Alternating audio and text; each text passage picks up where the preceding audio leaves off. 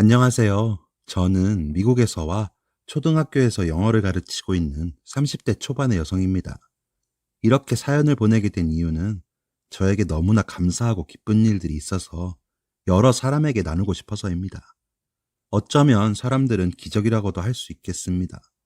저 역시 그렇게 느끼고 있으니까요.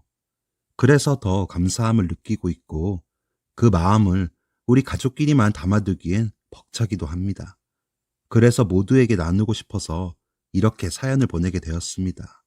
벌써 2년 전부터 지금까지 이어지게 된 이 기쁨을 여러분께도 알려드리고 싶어서요. 저는 미국 버지니아에서 왔습니다. 남편 말로는 돌아온 거라고 하는데 제 기억 속에 한국은 없었습니다. 한국은 저에게 그저 낯설지만 저와 비슷하게 생긴 사람들이 모여 사는 곳이었습니다. 저는 입양아이거든요. 제 부모님은 모두 백인입니다. 저를 입양해 주신 분들이죠. 하지만 그분들은 저를 피부색이 다르다고 다른 형제들과 다르게 대하며 차별하거나 아시아에 대해서 무시하거나 하지 않으셨습니다. 지금 제가 이렇게 한국말도 하고 한글로 글을 적을 수 있는 것도 다 그분들이 저와 형제들을 가르쳤기 때문입니다. 본인들도 어려우면서도 저를 제 학교에 다니는 한인 친구들에게 부탁해 한인 교회에 나갈 수 있게 해주고 함께 한국 음식도 먹으면서 저를 보내준 나라에 감사를 표현하셨습니다. 일주일에 한 번씩은 한국말로 말하기 시간을 가질 정도였습니다. 우리 가족은 허둥지둥 하면서도 한국말을 함께 배워 나갔습니다. 엄마는 저에게 항상 한국은 정말 좋은 나라일 거야. 그렇지 않고서야 어쩜 너 같은 아이가 태어났겠니? 너 같은 보석이 태어난 나라라면 이 세상 최고의 나라일 거란다. 라고 말하시곤 하셨죠. 그래서인지 한국 교회에서 얻어와서 먹곤 했던 김치를 지금은 한인 마트에서 사서 드신다고 합니다. 그런 부모님 덕분에 한국은 저에게 친근하지만 환상 속의 나라였습니다. 저에게는 미국이 제 나라였고 저를 보듬어준 감사한 사람들이 있는 나라였습니다. 저는 부모님께 자랑스러운 딸이 되고 싶어 뭐든지 열심히 했습니다. 그 덕에 성적도 우수했고 대학도 좋은 곳을 다니게 되었죠. 그리고 부모님과 멀지 않은 곳에서 지내며 일도 할 수 있었습니다. 미국이 아닌 곳에서의 삶은 생각해 본 적도 없었습니다. 그러던 어느 날 동네 짐에서 운동을 하고 있는 저에게 한 동양인 남자가 말을 걸어왔습니다. 낯설지 않은 한국말로 유학생이세요? 라고요. 저는 입양아예요. 미국 사람입니다. 라고 한국말로 대답했습니다. 남자는 깜짝 놀라며 영어가 더 편하겠네요. 라고 묻더군요. 그 말을 듣고 저는 크게 웃어버렸습니다. 제가 그때까지 만난 거의 모든 사람들은 제가 입양아임을 밝히면 어머 어쩌다가 그랬어요? 라고 묻더군요. 그걸 제가 어떻게 아나요? 저는 그저 친부모에게 버려져 생후 3개월밖에 안 된 아기가 비행기를 타고 이 미국 땅에 와버린 것을요. 그래서 동양인, 특히나 한국인을 만나면 반사적으로 입양하라고 말하고 그 사람들의 반응을 보기도 했던 것 같아요. 그런데 그 남자는 영어가 더 편하냐고 물으니 저도 모르게 크게 웃음이 나버렸습니다. 뭔가 다른 느낌에 더 호감을 느꼈던 것도 같습니다. 그날을 시작으로 우리는 가까워졌습니다. 거의 매일 만나 데이트를 했죠. 그 남자는 한국에서 고등학교 때 미국으로 유학을 왔고 이제 대학교를 마치고 대학원에 올라가는 사람이었습니다. 공부를 마치면 한국으로 가서 경험을 쌓고 다시 미국으로 와서 더 큰 회사에 취직할 예정이라고 했습니다. 한국은 군대가 의무인데 이 남자는 어릴 때 심하게 다쳐서 면제라고도 했습니다. 그의 이야기를 들으며 한국에 대해 많이 배우고 한국어 공부도 더 많이 할 수 있게 되었습니다. 그러면서 우리 둘은 점차 더 많이 사랑하게 되었고요. 그렇게 시간이 흐르고 모든 공부를 마치고 졸업을 앞둔 그가 한국에 돌아가야 한다고 했습니다. 그는 저에게 프로포즈를 하며 함께 한국으로 돌아가자 라고 이야기했습니다. 많은 고민을 했지만 이 남자와 헤어질 수 없었고 그리고 조국이라는 곳이 어떤 곳인지 알고 싶기도 해 한국으로 오게 되었습니다. 물론 그 안에는 저를 낳아준 부모에 대한 궁금증도 있었습니다. 한국으로 가기로 결정하고 부모님께 말씀드렸더니 많이 우셨지만 언젠가는 제가 이럴 줄 알았다고 하시며 저의 앞날에 축복을 해주셨습니다. 부모님과 형제들을 모아놓고 간단하게 결혼식을 올렸습니다. 남편의 부모님들은 다시 한국에 와서 식을 다시 하자고 하셔서 저희 가족과 뜻깊고 아름다운 시간을 보낼 수 있었습니다. 부모님과는 매일 연락하고 1년에 한 번씩은 만나기로 약속을 하고 한국으로 왔습니다. 그렇게 도착한 한국은 정말 멋진 곳이었습니다. 건물이나 풍경들은 여러 책이나 영상 속에서 보던 것보다 더 멋지다고 생각했습니다. 음식들도 미국에서 먹던 한국 음식보다 더 훌륭했습니다. 특히나 시장에서 먹는 떡볶이는 정말 너무 맛있더군요. 그리고 김치 종류가 그렇게 많다는 걸 한국 와서 알았습니다. 미국에서는 배추김치만 먹었거든요. 한국 사람들도 친절하고 좋았습니다. 가끔 너무 빨리 말하는 사람의 말은 알아듣기 어려웠지만 그래도 미국에서보다 저에게 덜 물어보는 것도 좋았습니다. 뭐 가끔 제 말투 때문에 교포세요? 하는 사람도 있기는 하지만 미국보다 사람들의 시선들이 더 편하다고 느꼈으니까요. 일도 미국에서 하던 일보다 더 재미있었어요. 아이들은 선생님 집이 미국이라고 하면 우와, 선생님, 진짜 미국 사람 같아요.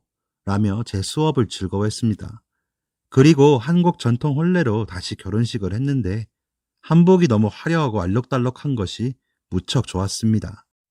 머리 모양과 얼굴 화장도 재미있었고요. 저희 남편은 꼭 인형 같다며 좋아했습니다.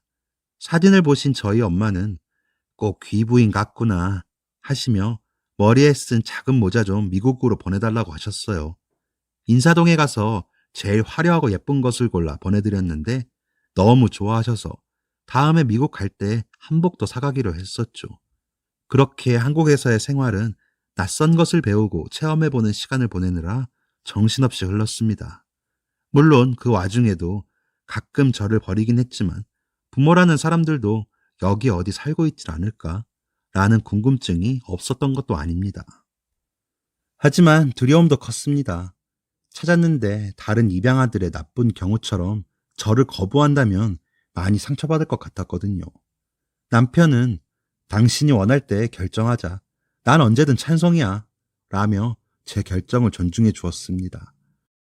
하지만 저의 마음이 어떤 건지 저도 몰랐기 때문에 쉽게 결정할 수도 없었습니다.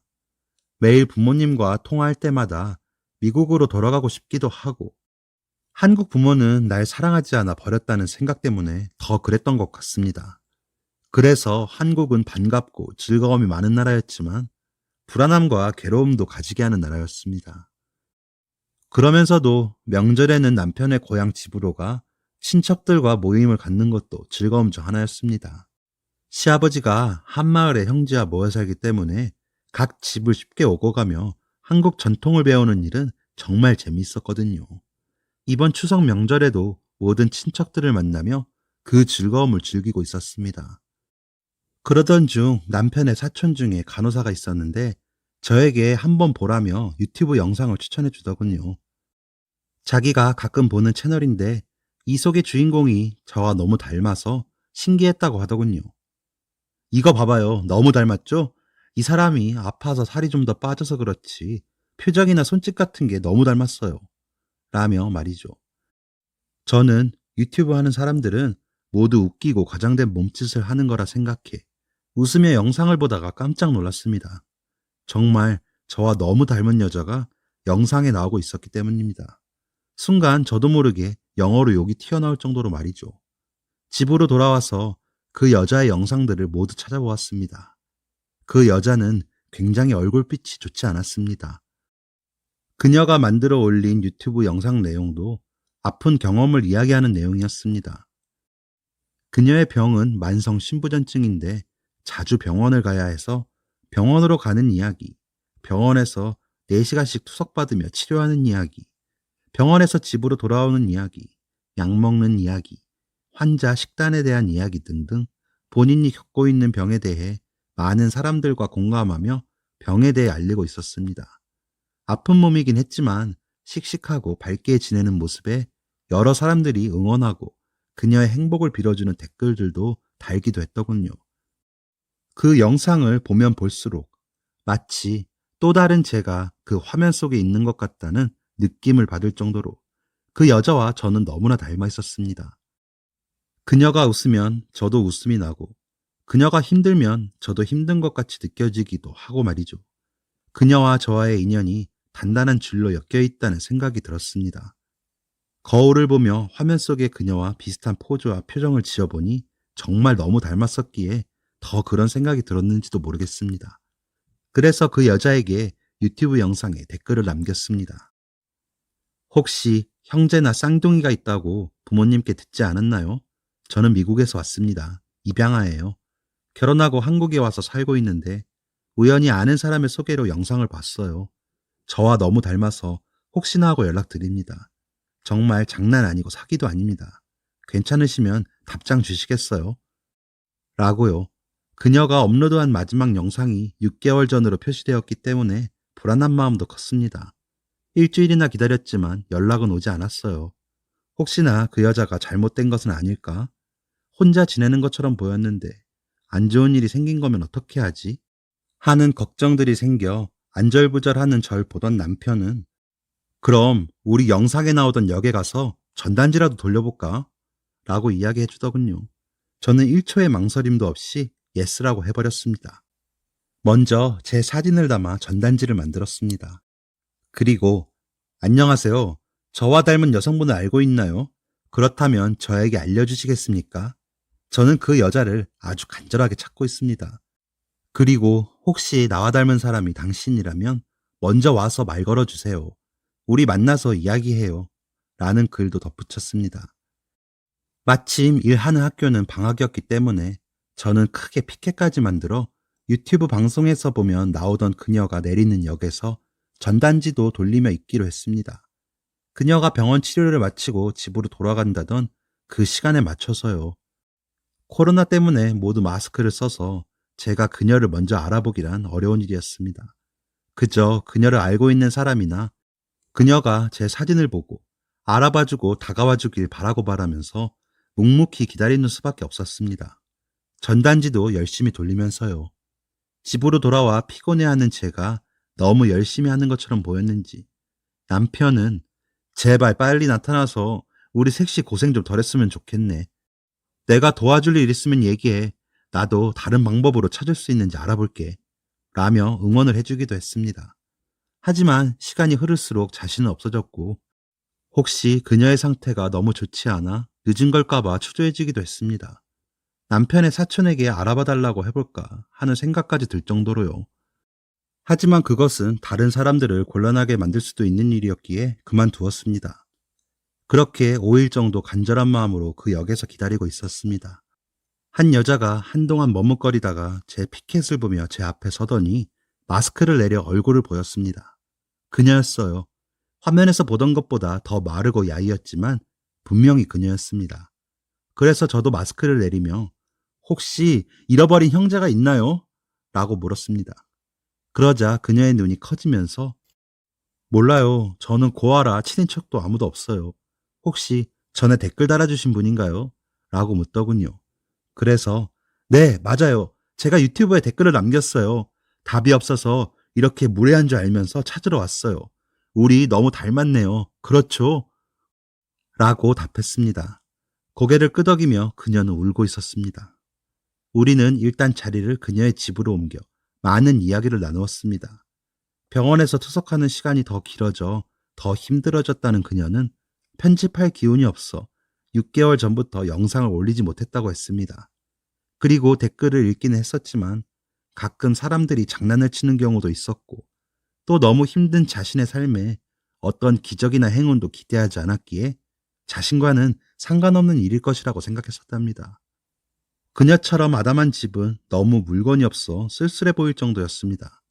그날도 투석을 받고 와 지친 모습이었지만 저와 더 이야기를 나누고 싶어 했습니다. 처음 마주본 사이였지만 우리는 오래된 친구처럼 편했습니다.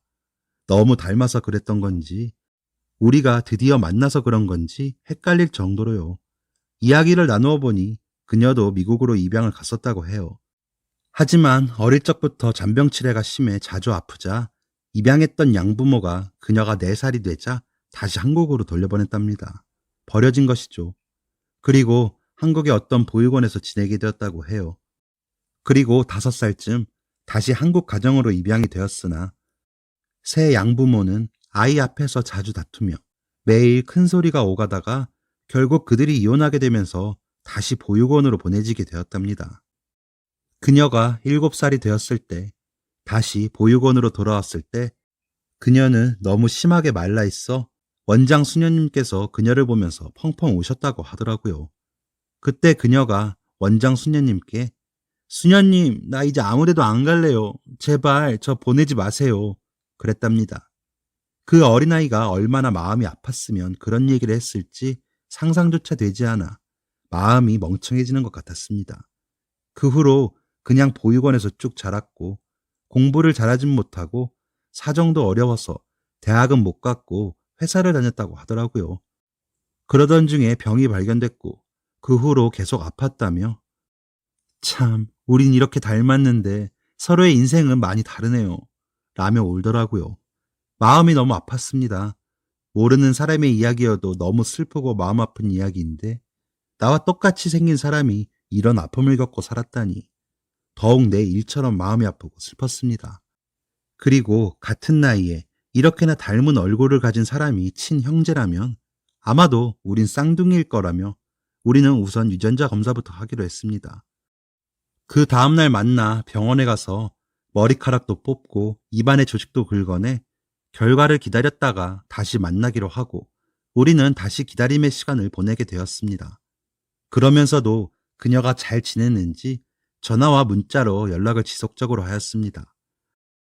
행여나 만약에 그녀가 그저 저와 닮기만 한 사람이라고 해도 그녀와의 인연을 계속 이어가고 싶었거든요. 드디어 전화로 결과를 듣게 된 순간 저는 참았던 눈물이 뜨겁게 흘러내렸습니다. 그리고 전화기에서는 제가 너무도 기다리던 그 대답이 들려왔습니다. 그녀는 제 자매가 맞았습니다. 우리는 쌍둥이였는데 함께 입양되지 못해서 각각 떨어져 너무나도 다른 삶을 살게 된 것이었습니다. 그녀는 지금이라도 만나서 너무 다행이다. 내가 더 건강했으면 좋았을걸. 이렇게 아픈 모습으로 만나게 해서 미안해.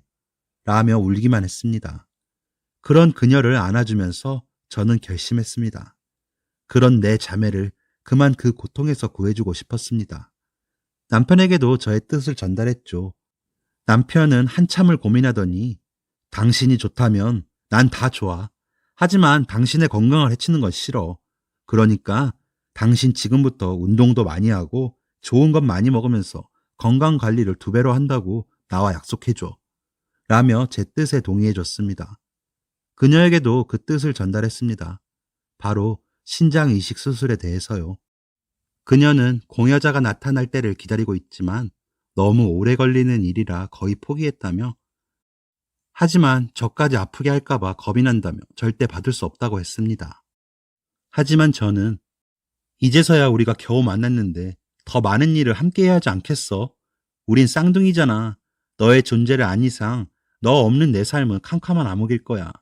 그리고 나 만약 너에게 내 신장을 주지 않는다면 나중에 분명 너에게 이 일을 해주지 못한 것을 후회하게 될 거야. 제발 나를 후회하게 만들지 말아줘. 라고 말하며 그녀를 설득했습니다. 그녀는 나도 너와 마찬가지 마음이야. 난 너무 외로웠어. 정말 나에게 가족이 생기는 일은 일어나지 않을 거라고 생각했는데 네가 나타나줘서 그것만으로도 감사해. 하지만 내가 너까지 아프게 만들면 어떻게 해. 2사람이 아프게 될 수도 있어. 지금도 나 널 만나게 되어서 충분히 행복해.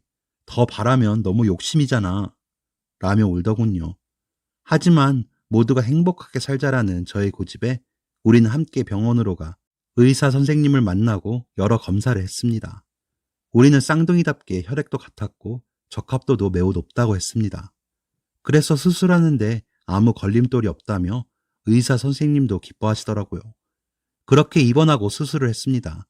수술이 두렵고 아프지 않았다면 그건 거짓말이겠지만 나의 생명의 반쪽인 형제에게 나눌 수 있어 너무 감사하고 기뻤습니다.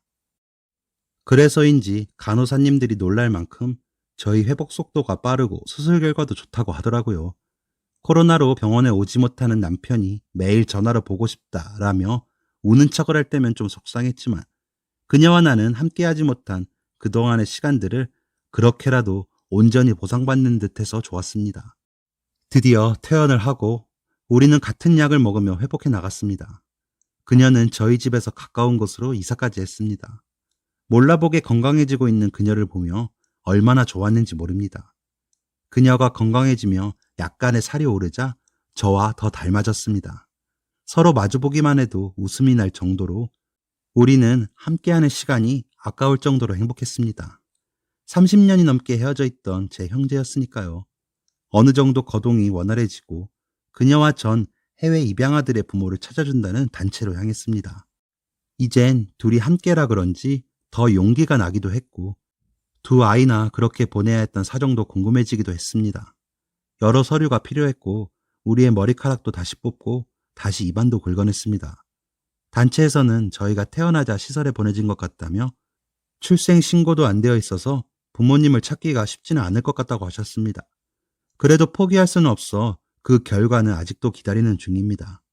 아무래도 우리의 친부모님들은 쉽게 찾을 수가 없나 봅니다. 그녀와 저는 그저 상심하고 있을 수만은 없었습니다.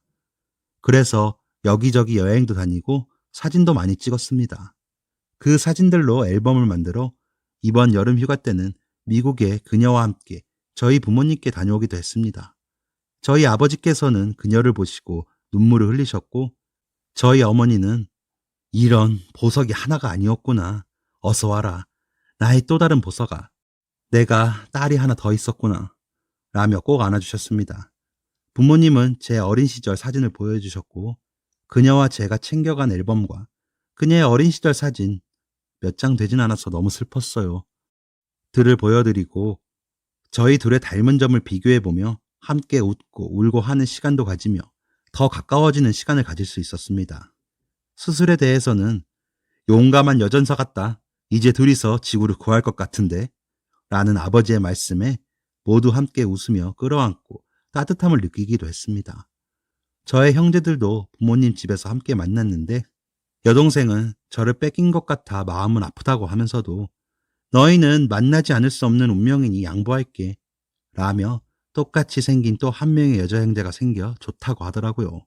오빠는 난 여동생만 셋이었네 라며 한숨을 쉬었지만 역시나 그녀에게 따뜻하게 대해줬습니다. 새삼스럽게 저만 이렇게 좋은 가족을 만나서 행복을 더 누린 것 같아 그녀에게 미안할 만큼 우리 가족들은 저와 그녀에게 사랑을 표현하고 반겨줬습니다. 집으로 돌아오기 전날 저희 엄마가 똑같은 잠옷을 선물하시며 이제 꿈나라에서도 헤어지지 말고 만나렴 이라고 해주셨어요. 그녀는 웃었지만 눈물을 흘리고 있었어요. 그러더니 엄마가 사주는 이렇게 예쁜 잠옷이 얼마나 입고 싶었는지 몰라요. 너무 감사합니다. 라고 말해 제가 엄마께 전달하면서 눈물이 터져서 셋이 다시 한번 끌어안고 엉엉 울어버렸습니다. 돌아오는 비행기 안에서 그녀는 제가 그런 가족을 만날 수 있어서 너무 다행이라며 내가 너에게 짐이 되지 않도록 열심히 살게. 그리고 날 찾아줘서 날 건강하게 만들어줘서 너무 고마워. 넌 진짜 천사다. 라며 제 손을 잡고 놓지 않더라고요. 요즘도 우리는 매일 만납니다. 남편은 누가 언니일까? 라는 질문을 던졌지만 그게 뭐가 중요한가요? 우리는 쌍둥이니까 그런 거 아무래도 상관없습니다. 저희 시어머니는 너무 예쁜 사돈이 생겨서 좋으시다며 우리 며느리 잘 부탁해요 라고 하셨습니다. 사실 제가 임신을 했거든요. 9주 정도 되었는데 쌍둥이라 그런지 벌써 임산부 티가 납니다. 그녀는 어떤 놈들인지 이모가 있으니 나오기만 해라 라며 저보다 더 열성적으로 임신과 출산에 대해 공부 중입니다. 유튜브 방송도 열심히 하면서 말이죠. 요즘은 방송하면서 질문을 더 많이 하는 유튜버가 되고 있습니다. 저희 엄마에게도 전화해 제가 좋아하던 음식을 물어보고 만들어 보느라 정신이 없답니다. 앞으로 태어날 우리 아이들까지 저희 가족이 더 행복하게 기도해달라고 하면 좀 뻔뻔할까요? 그래도 좀 부탁드려 볼게요. 저희 자매 다시는 헤어지지 않고 이렇게만 행복하게 해달라고 아는 분들 기도해 주세요. 더 열심히 행복하게 지내보겠습니다. 지금까지 사연 들어주셔서 감사합니다. 사연이 재밌으셨다면 구독과 좋아요 눌러주세요. 감사합니다. 안녕히 계세요.